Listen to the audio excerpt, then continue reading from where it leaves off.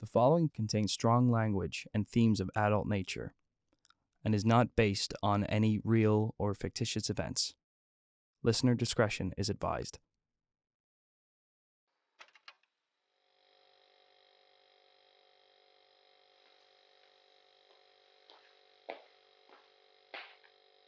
June Thursday 6th, 2006, 9:16 p.m.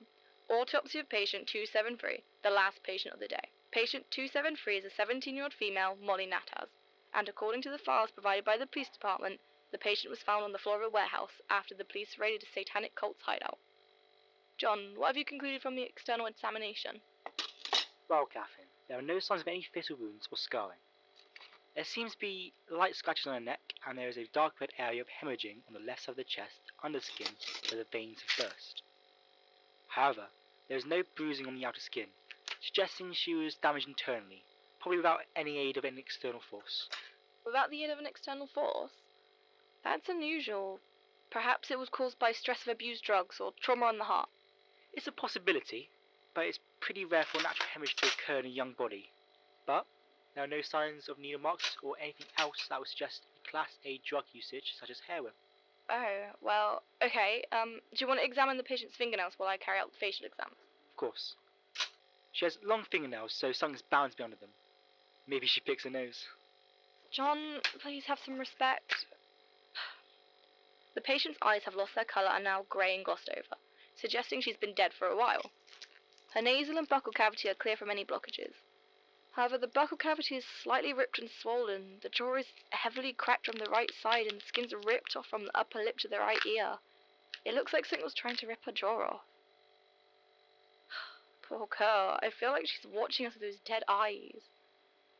Did you find anything, John? Yes, I did. She has blood and skin underneath the fingernails of her right hand. Do you think it's her blood and skin? Not sure. There are deep scratches on her neck. Maybe she was trying to self-mutilate? But why would she claw at her own throat? Perhaps she was choking or had ingested something she wasn't supposed to. Do you think something forced itself into her? It would definitely explain the tearing of the mouth. Maybe she was trying to rip something out of her. Whoa, slow down with these conspiracies. It's a possibility, but it would have to be a strong force if her mouth is this tore apart. I think we should move on to the internal exam. Alright. Well, it's now 9:36 p.m. and we shall now proceed with the internal exam. John, would you like to make the first incisions? How could I miss my favourite part? You're just as eager as the thing that killed her. You've opened a fair share of bodies in your time here. I'll start by slicing the skin on the left side of the chest. Is that the hemorrhage? It looks pretty bad, doesn't it? Like blood is going to burst out of it. John, it looks like a symbol. Looks more like a letter to me. Yeah, a letter A in a circle. That's the symbol of human sacrifice and anarchy. I think the cult might have used her as some sort of sacrificial vessel. John, I think we should stop. Stop getting paranoid over symbols in a bit of wind. It's a coincidental hemorrhage.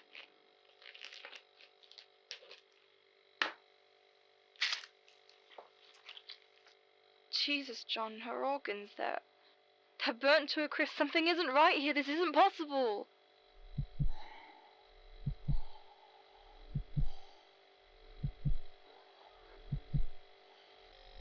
John, we have to call someone. This isn't normal. It's breathing. For God's sake, Catherine, calm down.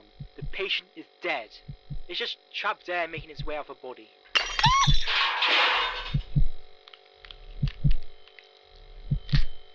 John?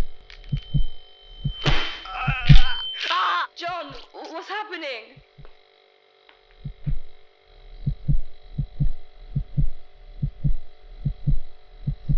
John?